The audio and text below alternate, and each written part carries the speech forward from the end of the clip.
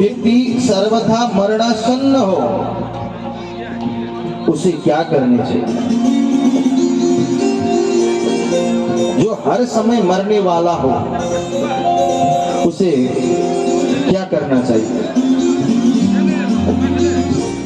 तो सूत जी महाराज ऋषियों को कहते हैं और सुखदेव स्वामी राजा परीक्षित को कह रहे हैं, राजन वरीयानि सति प्रश्न कृतो लोकहितं नृप आत्मवित् सम्मता पुंसा श्रोतव्यादिषु या परा। परीक्षित, तुम्हारा लोकहित के लिए कहा हुआ प्रश्न बहुत ही उत्तम। मनुष्य के लिए जितनी भी बात सुनने, स्मरण करने या कीर्तन करने की है, उन सब में यह श्रेष्ठ है। कीर्तन करने के लिए कोई कह दे, भजन करने के लिए कोई कह दे, तो हाँ हम सुन लेते हैं, लेकिन जो बात परीक्षित जी महाराज कह रहे हैं ना, वो सभी के लिए है। बस परीक्षित के लिए नहीं है बात कि वो तो कह रहे हैं जो मरणासन्न हो उनके लिए क्या करना चाहिए। तो सबसे पहले मनुष्य जीवन कहते हैं कलयुग में 100 साल तक जिएंगे, लेकिन अब हम 100 साल जीने वाले में नहीं रह गए। ज्यादा से ज्यादा अगर 60 तक पहुंच गए तो समझ लो भगवान की कृपा है। हमारे जो बड़े बुजुर्ग थे ना वही जिएंगे 100 साल तक, 80-85 तक वही जिएंगे, हम नहीं जी पाएंगे। क्योंकि एक बेटा ने अपने पापा को प्रश्न किया, पिताजी आपके समय में आप लोग कैसे रहते थे? क्योंकि आपके समय में इंटरनेट था ही नहीं, मोबाइल नहीं था, गेम वगैरह नहीं खेल पाते थे, तो आप लोग कैसे रहते थे? तो पिता ने बहुत सुंदर जवाब दिया, बेटा हाँ बिल्कुल तूने सही कहा, हमारे जमाने में मोबाइल फोन था ही नहीं, इंटरनेट नहीं था, लेकिन उस वक्त हम सुख से जीते थे, आनंद से जीते थे और सारे घर परिवार इकट्ठे होकर ही भोजन करते थे। आजकल की तरह नहीं, एक हाथ में मोबाइल लेके बैठा और दूसरे हाथ से भोजन खा रहा। माँ अपने बच्चों को खिला रही है, बच्चा क्या कर रहा है मालूम? मोबाइल आगे रख दिया, बच्चा मोबाइल देख रहा है, क्या खाया कितना खाया माँ को मालूम नहीं, माँ एक हाथ में, बच्चा आगे दिख रहा है खा रहा है। जब मोबाइल की स्क्रीन में जो दिख रहा था वो खत्म हो गई, तब बेटा कहता हो गया। कोई एक आपस में बात नहीं करते। घर में मेहमान आ गएंगे, जब मेहमान आ जाएंगे ना तो मेहमानों को भोजन के लिए मत बोलो, पानी के लिए मत बोलो। हाँ एक बात जरूर देना, अगर घर में वाईफाई रखी हो ना तो पासवर्ड डाल दो, एक मल्टीप्लग भी साथ में रख दो, मेहमान को कुछ देने की जरूरत नहीं। मेहमान मोबाइल ही खा लेगा, वो गेम भी वहीं पे खेलेगा, भोजन भी वहीं पे करेगा। बुलाओ या मत बुलाओ कोई जरूरत नहीं। आजकल के लोग ऐसे हो गए बेटे। हम लोग बहुत दूर खेलने के लिए जाते थे, आजकल की तरह हम घर में बैठकर मोबाइल में नहीं खेलते थे।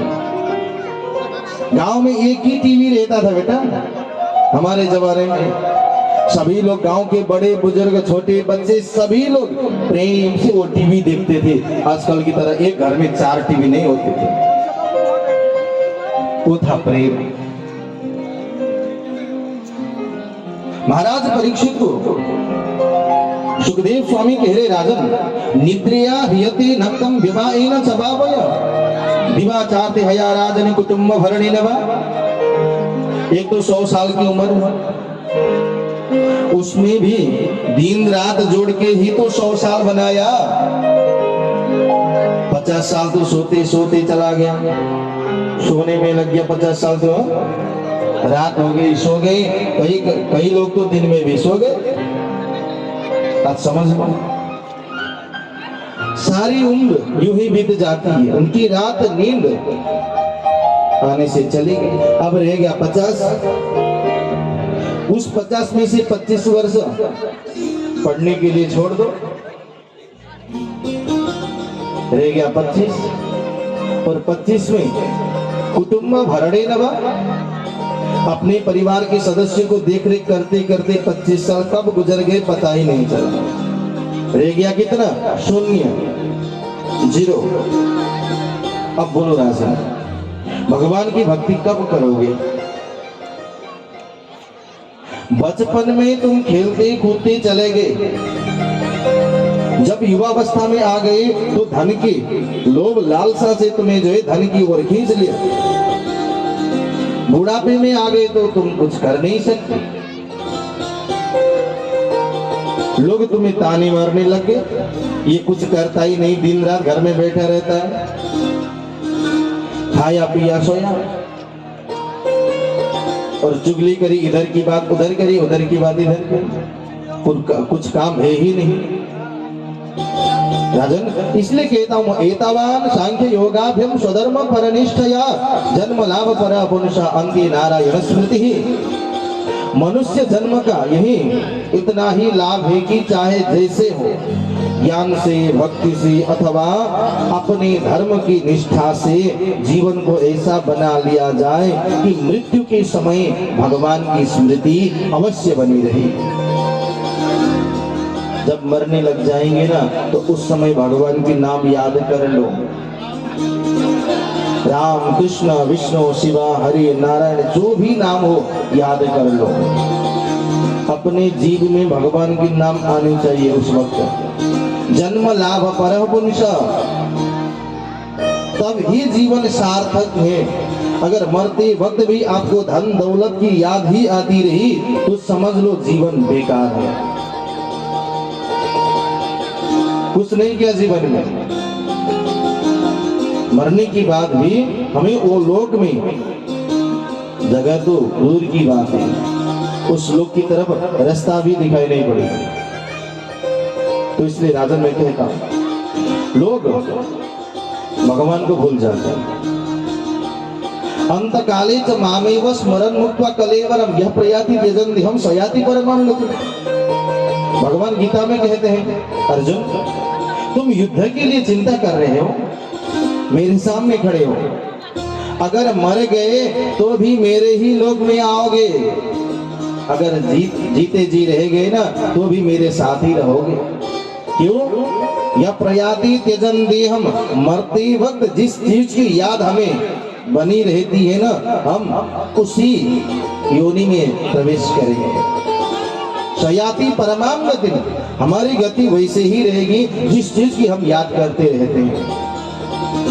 इसलिए मरते वक्त भगवान को नाम याद कर। हाँ, और एक बात गरुड़ पुराण में लिखा है, रोगिणोम्ति का मासाद्य शोचनीयम न बांधवई। अगर कोई अपने संबंध बीमार हो, ध्यान दीजिएगा, अगर कोई अपने संबंध बीमार हो तो उनके सामने जाकर मत रोइएगा,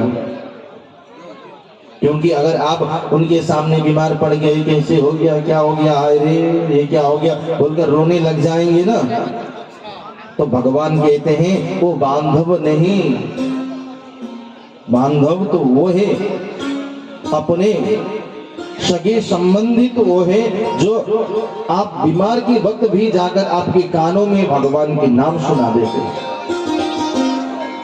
अपने संबंध वो है। इसलिए पातालमें तस्य हि पादमूलम पठन्ति पार्श्वे प्रपदे रसतलम महातलम विश्वसृजोथ गुल्फो तलातलम वै पुरुषस्य जंघे।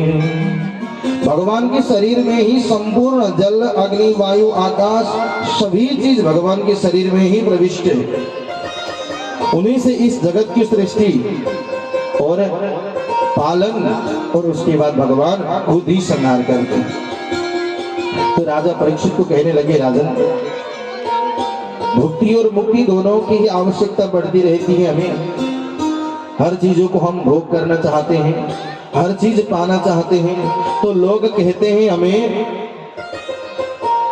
अगर तुम भगवान को भक्ति करते हो तो किस भगवान को भजते हो? कई लोग हिंदू धर्म में प्रश्न उठाते हैं, हिंदू धर्म में भगवान बहुत ज्यादा है, किसे मान ले, किसकी शरण में जाए, ब्रह्मा की शरण में जाए या विष्णु की, देवी की, हनुमान जी की, किसकी शरण में जाए? एक बात बोल दूं, आप जिस किसी की भी शरण में जाओ, मानो सभी को, लेकिन इष्ट बनाओ एक को। चाहे राम को बनाओ, चाहे कृष्ण को बनाओ, चाहे शिव जी को बनाओ, चाहे देवी को बनाओ, चाहे भगवान पवन पुत्र को बनाओ,